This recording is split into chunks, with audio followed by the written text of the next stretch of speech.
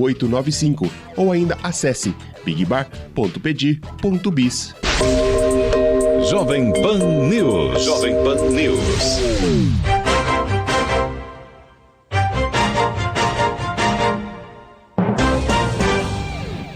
8h57. Repita. 8h57. Muito bem, depois de trazer as informações sobre os estragos da chuva, só reforçando você que está chegando agora aqui no Jornal da Manhã, a previsão de retomada do abastecimento de água aqui em Rio Claro, segundo a informação trazida aqui pelo Danilo e também reforçada pela assessoria de comunicação do DAI, é por volta do meio-dia de hoje. O fornecimento deve ser retomado daí em todos os bairros aqui da cidade, aos poucos, ao longo da manhã. Esse fornecimento também já está acontecendo em alguns locais. Mas agora a gente vai falar sobre história, sobre cultura.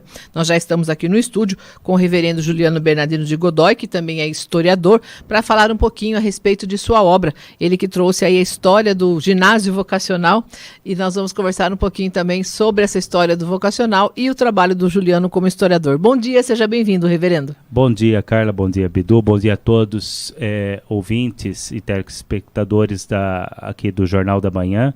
E estamos hoje aqui para... eu sempre agradeço o Jornal Cidade, o grupo JC, pela abertura que dão para a igreja, mas hoje falar de uma instituição de ensino aqui do município de Rio Claro, que foi um projeto pioneiro no estado na década de 60, que foram ginásios vocacionais. Rio Claro foi uma das cidades que teve esse espaço nessa organização, que foram 5 unidades. Rio Claro, Americana, Barretos, Batatais, São Caetano e a capital. Então, dentro dessa perspectiva de uma escola de ensino integral nos moldes da década de 60, sem a informatização, sem essa abertura que nós temos hoje com a sociedade, na época foi revolucionário. Uma escola onde o jovem, o adolescente buscava o aperfeiçoamento para o seu mundo profissional, seja acadêmico, seja técnico, e os professores trabalhavam como colaboradores nesse processo através da sua prática de ensino voltada para o estudo do meio, o core currículo e outras práticas próprias do ginásio vocacional. Aqui em Rio Claro, o prédio da escola Chanceler Raul Fernandes, que hoje ocupa 1/3 daquele território, o outro prédio, ainda bem que está sendo utilizado, construída a FATEC depois de muitos anos. Esse prédio, quando foi idealizado pela professora Maria Nilde Marcelani, que era coordenadora desse projeto, foi idealizado para trabalhar nesta forma, da formação humana, da formação técnica e da formação acadêmica dos alunos. Os laboratórios, quem visitou o Chanceler no seu tempo que funcionava, todos os seus pavilhões via anfiteatro, laboratórios, foi uma forma de ensino pensada que foi silenciada pelo golpe civil-militar no ano de 1971, porque a escola era tida como subversiva. Isso que eu ia te perguntar, Juliano. A gente ouve, né? Eu moro ali na região e ao longo dos anos eu ouvia os comentários dos vizinhos, das pessoas mais velhas, falando a respeito disso, que foi um modelo que foi praticamente extinto pela questão da ditadura militar. Foi isso realmente que aconteceu. Então, eles avaliavam aquele modelo como muito revolucionário para a época? Sim, porque dentro da linha pedagógica nós temos a escola tradicional, o método de Lancaster, nós temos depois a escola novismo, que o ginásio vocacional faz parte nos ideais de Dewey, de Freinet e outros teóricos, né? E depois nós temos o tecnicismo, que foi instalado pelo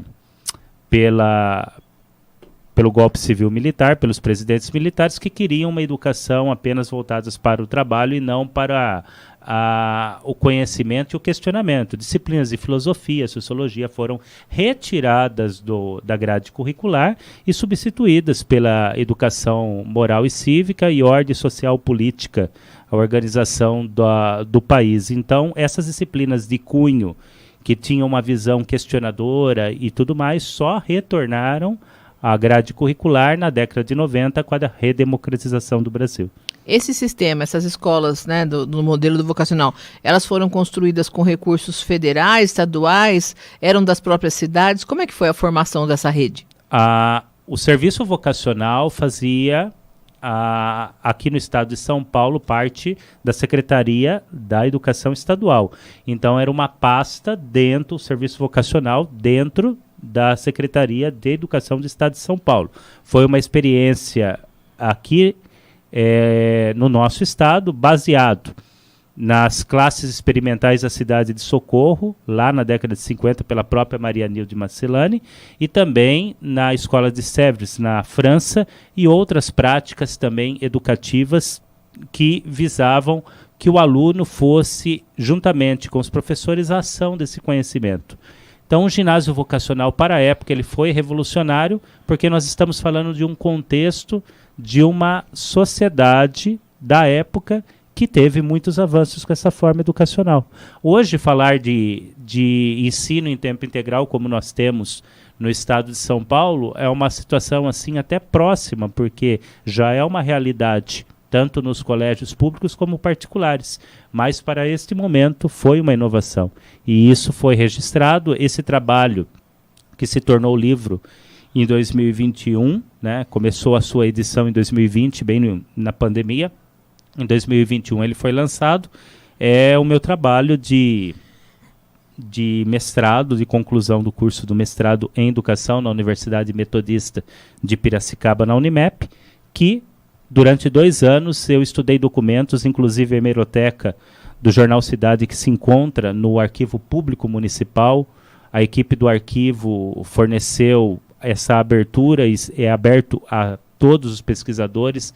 O acervo do nosso arquivo, por ser uma autarquia, é muito bem organizado, uma equipe muito próxima que possibilitou esses dados necessários jornalísticos para que esse trabalho acadêmico fosse defendido, organizado, defendido e depois se transformado em livro. E um registro da história da nossa cidade.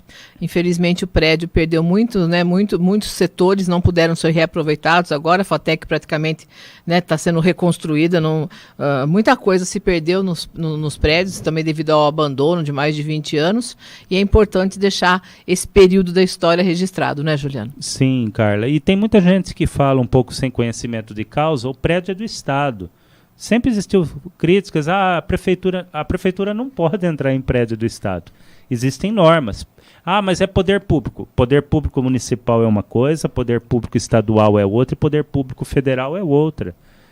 Quando o prédio pertence a uma dessas instituições, a instituição pertencente que tem que dar a finalidade, né? Como foi dada a obra da FATEC, que é uma universidade, uma faculdade do governo do estado de São Paulo, da pasta do governo do estado de São Paulo. Então, sempre a gente via críticas, teve a situação eu moro ali também na região, de invasões, situações lamentáveis na estrutura, mas não, poder público municipal, nas várias gestões que se passaram aqui na prefeitura, não tinha como resolver, porque não cabia ao poder público municipal e sim ao estadual. Muito bem, nós estamos conversando com o reverendo e historiador Juliano Bernardino de Godoy sobre a sua obra, sobre o ginásio vocacional aqui de Rio Claro. O Bidu tem pergunta? Com certeza, reverendo, bom dia. Bom dia. O lançamento do livro, falando sobre o vocacional, o senhor faz um comparativo, não sei se é esse o termo, da educação na década de 60, na educação no momento atual, para servir para que possa alguma coisa mudar em termos de educação nesse momento do país? Eu, como doutorando em educação e logo caminhando para a defesa, eu acredito que eu posso fazer algum tipo de crítica na situação mais defasada que existe, da década de 60 para a década de hoje. Hoje nós temos toda a informatização, tudo possível, os alunos têm o material didático em mãos, a internet tem esta função educadora muito essencial na vida de cada um, estamos totalmente conectados com o mundo. Só que a grande celeuma que precisa ser resolvida no nosso país é a chamada progressão automática. O aluno não reprova-se de ano se ele participa da sala de aula 75%. E isso é uma coisa que urgentemente não cabe ao poder público municipal e nem ao estadual, mas sim ao federal resolver. Porque qual é o benefício que você pode cobrar do aluno na sua função de adaptação ao currículo, conhecimento das habilidades, se ele sabe que no final do ano, se ele estar presente, ele vai passar? Qual é o estímulo que ele vai ter? Nós eu também peguei essa época, uma grande parte, não existia progressão automática quando eu estava no ensino infantil e fundamental 1, que hoje a nomenclatura é desse modo. Vocês também passaram toda a formação de vocês com essa norma da LDB, das Leis, Diretrizes e Bases da Educação. A reprovação, uma punição, tem alguns psicólogos, algumas pessoas que pensam diferente e vão falar, não, humilha a pessoa, não é questão de humilhar. Você vai deixando ele no ensino fundamental levar essa tranquilidade, a vida não será desse jeito. Existe qualificação no mercado de trabalho, existem todas essas dificuldades que as pessoas que fazem adaptação melhor vão continuar. E por que já na escola você não mostrar isso? Então, a progressão automática, não reprovação, causa nessa questão do aluno, dele chegar no ensino médio muitas vezes sem saber ler, sem escrever, não por causa dos professores, mas sim porque você era obrigado a passar o aluno de ano no conselho de classe se ele tivesse 75% de presença. Então isso urgentemente precisa ser mudado, há necessário criar um fórum de discussão, projetos de lei para a Constituição e também na área da educação para se resolver esse problema. O próprio ensino universitário, se você for ver, existem dispositivos de repetência, não entrega trabalho, não entrega o TCC, não entrega o artigo final. Você não consegue o título, por que na escola você vai passando? Depois tem Saresp, tem Enem, tem outros instrumentos de avaliação, mas que tipo de avaliação vai ser feito se nem o básico ele conseguiu absorver? Então eu sou crítico nisso, eu tenho muitos amigos da área de educação que não gostam desse posicionamento, é um posicionamento meu como educador. Não estou falando por nenhuma instituição, nem governo de São Paulo, do estado de São Paulo, nem a universidade que eu estou terminando meu doutorado, a Unimep, estou falando como opinião própria de educador e pesquisador. A progressão automática mostrou que não produz resultados na educação do Brasil e pelo contrário. Nós poderíamos ter mentes mais brilhantes, profissionais mais dedicados com essa reprovação, porque faz o aluno ter coerência e coeficiente para melhorar de ano. Qual era o estímulo que os filhos recebiam dos pais no final do ano? Passando bem de ano, com notas, você vai ganhar isso. Ah, mas trocar as coisas? Não, é criar a coerência de responsabilidade, que é o que os nossos adolescentes e jovens estão precisando muito, e saber que o mundo cobra essa responsabilidade deles no futuro, e essa ação vai ser uma melhoria para a sua vida como cidadãos posteriormente. Juliano, no caso das pessoas que estão nos ouvindo, nos acompanhando aqui pelo Facebook, pelo YouTube, pessoas que se interessarem pela sua obra, de que forma eles podem fazer contato, adquirir esse livro? Sim, o Ginásio Vocacional de Rio Claro, Perspectivas Históricas, está disponível nas livrarias do Brasil. É uma obra pública, você pode adquirir diretamente na livraria. Eu tenho alguns exemplares, né? O preço geralmente é o mesmo, né? R$50, o preço de capa que é vendido nas lojas. Nas lojas ainda tem a questão do frete, né? Então, esse é o preço da editora. Vocês podem consultar no site da editora Pris ou nas livrarias aqui do Brasil, na Americanas, que eu vi esse livro vendendo no Magazine Luiza, outros aí, que no próprio site da editora vocês podem fazer o adquirimento dessa obra. Material muito interessante, principalmente para o pessoal da educação, né? Estudantes da área da educação, profissionais, e no caso de Rio Claro também, os moradores certamente se interessam muito por esse tema. Muita gente passou pelo ginásio vocacional ou teve alguém da família que estudou por lá e se lembra dessa época com muita saudade. Quero agradecer então a participação do historiador, reverendo Juliano Bernardino de Godoy. Muito obrigada pelas informações, Juliano. Sucesso. Agora o lançamento do livro acabou sendo um pouco prejudicado pela pandemia. Agora sim o Juliano pode circular e fazer essa divulgação. Obrigada, viu, Juliano? Bom dia. Obrigado você, Carla. Obrigado, Bidu. Obrigado a todo o Grupo JC por essa oportunidade. E vamos continuar valorizando e lutando pela educação, que realmente ela é capaz de transformar e renovar vidas. Muito obrigado dia a todos. Jovem Pan News. Rio Claro.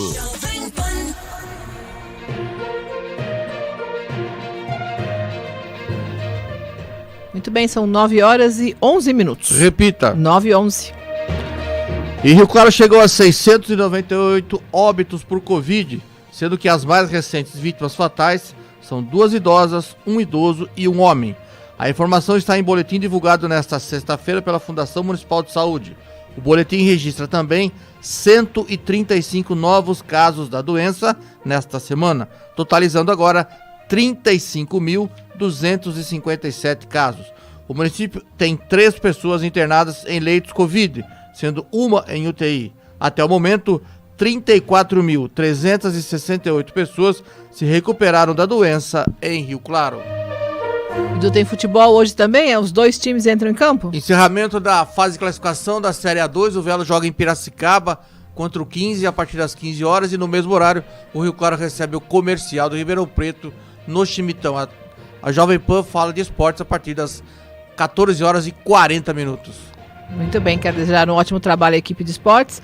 Tenho aqui só um aviso: Lago Azul fechado neste sábado devido aos estragos da chuva. As equipes estarão trabalhando no local e até o fim da tarde a prefeitura deve informar se haverá funcionamento no domingo. A situação lá é meio complicada, muito lixo espalhado pelo parque, então as equipes precisam realizar hoje um trabalho de limpeza. Só reforçando aqui sobre o abastecimento de água em Rio Claro, previsão de normalização em todos os bairros aqui do município por volta do meio-dia, segundo a assessoria de comunicação lá do DAI e também da prefeitura. Eles entraram em contato informando aqui até meio-dia, então já é para a situação estar normalizada aqui no município. Encerramos aqui a edição local do Jornal da Manhã deste sábado. Quero desejar a todos um excelente fim de semana. Todas as informações ao longo do dia, acompanhe nas nossas redes sociais, Facebook e Instagram do Jornal Cidade e também no nosso site jornalcidade.net. Excelente fim de semana a todos, voltamos na segunda com a nossa edição local. Até lá.